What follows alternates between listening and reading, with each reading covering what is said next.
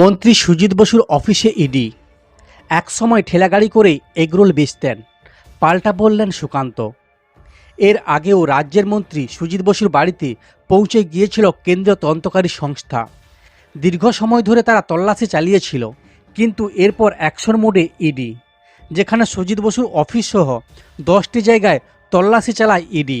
স্বাভাবিকভাবে বিভিন্ন মহলে গুঞ্জন তৈরি হয়েছে যে তাহলে কি বড় কোনো তথ্য পাওয়া যাবে। নির্বাচনের আগে বড় কোনো তথ্য উদ্ধার করছে রাজ্য সরকারের মন্ত্রীর বিরুদ্ধে, কিন্তু রাজ্যের এই মন্ত্রী সুজিত বসু তড়িৎগতিতে উত্থান এবং যেভাবে কোটি কোটি টাকা সম্পত্তি রয়েছে তা যথেষ্ট সন্দেহজনক। এদিন তার অফিসে ইডির তল্লাশির মধ্যেই সেই সংক্রান্ত তথ্য ফাঁস করলেন কেন্দ্রীয় মন্ত্রী সুকান্ত মজুমদার। রীতিমতো তৎপরতা দেখা যায় কেন্দ্রীয় তদন্তকারী সংস্থার আধিকারিকদের মধ্যে। পৌর নিয়োগ দুর্নীতি মামলার পরিপ্রেক্ষিতেই রাজ্যের মন্ত্রী সুজিত বসুর অফিসে পৌঁছে যান ইডি আধিকারিকরা। স্বাভাবিকভাবেই একটা চর্চা শুরু হয়েছে যে তাহলে বড় কিছু হওয়ার কি সম্ভাবনা রয়েছে। রাজ্যের এই মন্ত্রীর অফিসে যেভাবে তল্লাশি চালাচ্ছে কেন্দ্রীয় তদন্তকারী সংস্থা, তাতে এবার কি আরও বড় কিছু অ্যাকশন হতে পারে।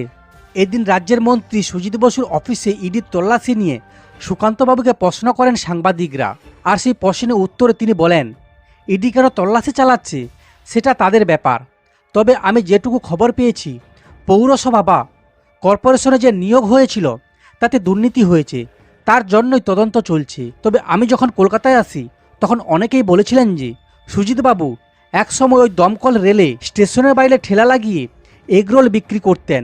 খুব ভালো কথা, এগরোল বিক্রি করতে করতে আপনি প্রধানমন্ত্রীও হতে পারেন, মুখ্যমন্ত্রীও হতে পারেন, কোনো আপত্তি নেই। কিন্তু এই যে হাজার হাজার কোটি টাকা, এত বড় দুর্গাপুজো, নিজের জন্মদিনে, আমাদেরও জন্মদিন হয়, কিন্তু এভাবে পালন হয় না।